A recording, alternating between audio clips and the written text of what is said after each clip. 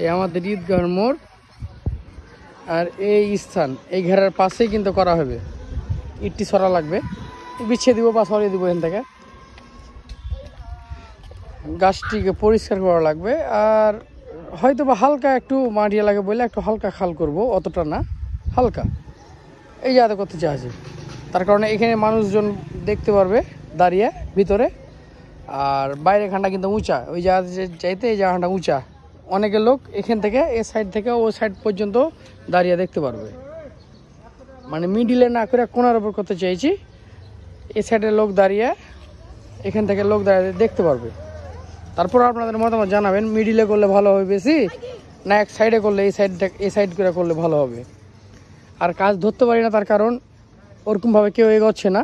আমি আর আবু সাইদ ছাড়া কেউ এগোচ্ছে না। আমরা রকির অপেক্ষা করছি। আমাদের রকি আসবে ইনশাল্লাহ, কালকের ভিতরে ইনশাল্লাহ চলে আসবে। ইনশাল্লাহ রকি কালকে চলে আসলে আমাদের কাজ ইনশাল্লাহ এগোবে, আশাবাদী আমি। তো এই বলে আমার